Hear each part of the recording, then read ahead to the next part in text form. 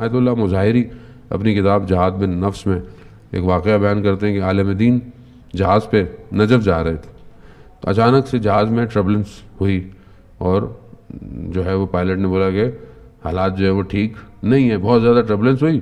تو اچانک سے آپ کو پتہ ہے ایک بے چینی شروع ہو جاتی ہے، سب چیخ پکار اور سب ایک پریشانی ہو گئی ہر کسی کو. ابھی میں بھی کبھی کبھی جہاز میں بیٹھا ہوتا ہوں، جب ہلتا ہے میں کہتا ہوں اچھا بھی جہاز سے کودنا پڑے گا تو کیا سوچتا ہوں یہ میرا کراس بیگ تو اپنے پاس رکھوں کہ کم از کم اپنی پیسے ویسے تو میرے ساتھ ہی نیچے جائیں. بھائی بچو گے نہیں تو نیچے لے کے کیا جاؤ گے؟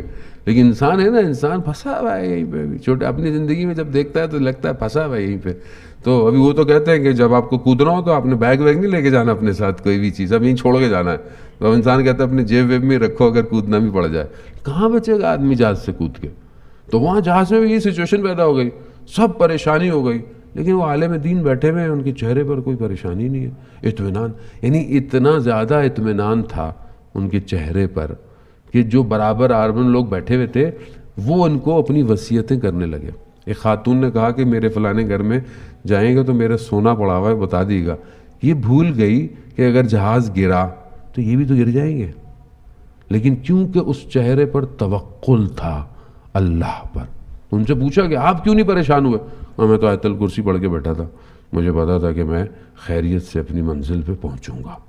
یہ انسان کو زندگی میں خدا پر توکل بتاتا ہے. ہمارے استاد ڈاکٹر رفیع ایک ٹیچر کے بارے میں، ایک رائٹر کے بارے میں بتاتے ہیں کہ رائٹر تھا، جاب کہیں ہونی تھی تو اس کے لیے ہوتا ہے نا بلڈ ٹیسٹ کرائیں، یہ ڈاکومنٹ لے کر آئیں، یہ وہ. تو وہ بلڈ ٹیسٹ کرانے گئے.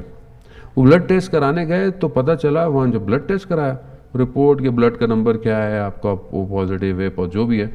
تو لیکن وہاں جب ٹیسٹ کرایا تو انہوں نے کہا کہ آپ کو تو بلڈ کینسر ہے. یعنی اب آپ سوچیں آپ اپنی جاب کے لیے جائیں اور کسی کام کے لیے ڈاکومنٹ کے لیے ٹیسٹ کرانے جائیں اور آگے سے آپ کو بولا آپ کو بلڈ کینسر ہے، تو اب آپ کی کیا حالت ہوگی؟ لیکن توکل، کہا کہ وہ شخص 1.5-2 سال اپنی موت سے پنجے لڑتا رہا لیکن اس کے چہرے پر کوئی اثر نہیں آیا، اس نے نہیں آنے دیا.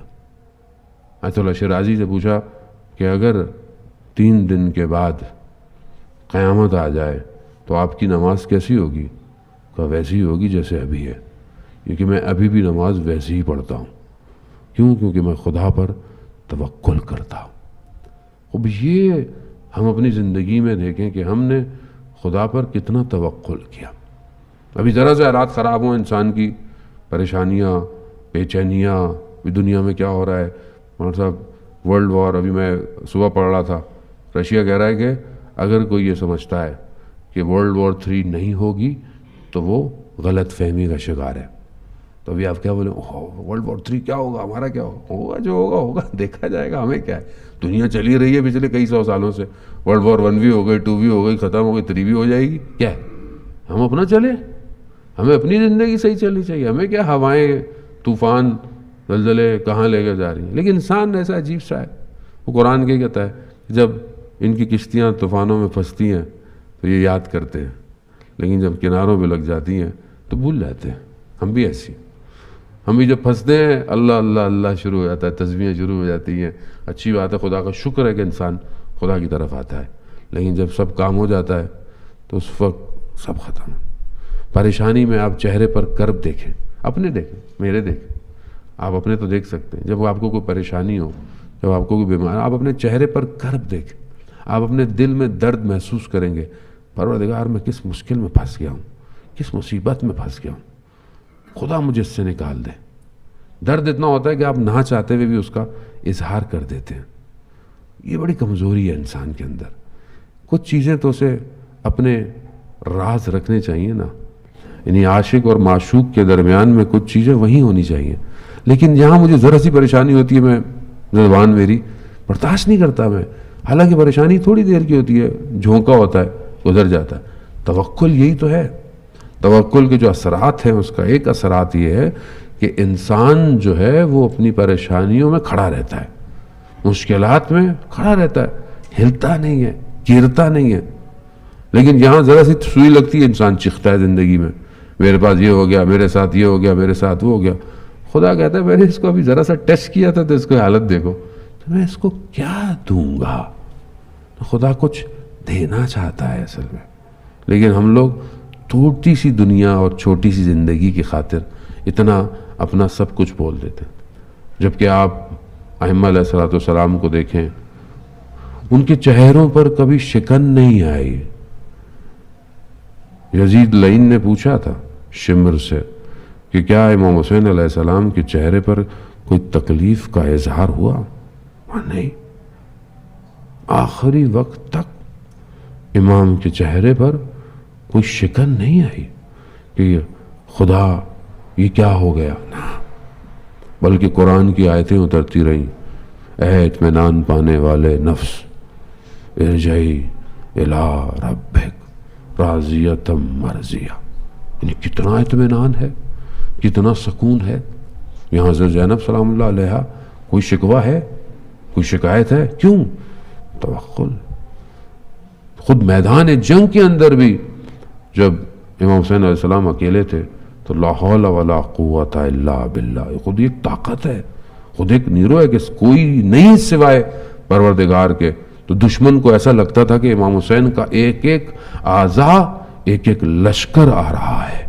کیوں؟ کیونکہ خدا کے اوپر ڈیپینڈنٹ ہے، سب کچھ خدا پر ہے۔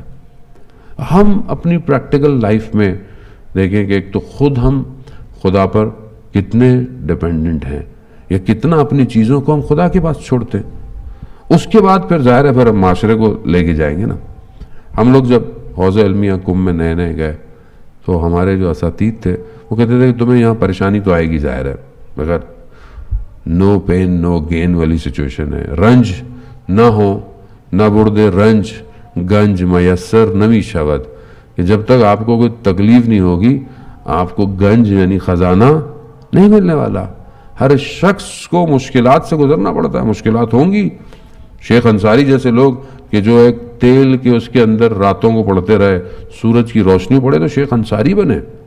کتنی زحمتیں کر کر کر لوگ دنیا میں، چاہے آپ دنیاوی لوگوں کو بھی دیکھ لیں، بہرحال ہر کوئی کسی سٹیج پہ پہنچا ہے تو سٹرگل تو اس نے کی ہے، زحمتیں تو کی ہیں، آپ نے بھی زحمتیں کی ہوں گی اپنی زندگی میں، لائف میں۔ بہرحال آج آپ یہاں بیٹھے ہوئے ہیں تو ہر فیلڈ کے اندر انسان کو دنیا ہے ہی رنج، دنیا غم ہے، دنیا سے آپ غم کو نہیں جدا کر سکتے۔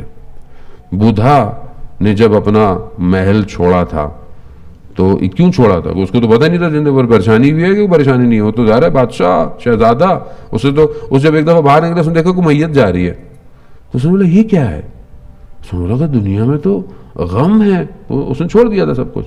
تو اس نے بولا تھا کہ یہ غم اگر نہیں ہے تو انسان کسی جگہ پر نہیں پہنچ سکتا۔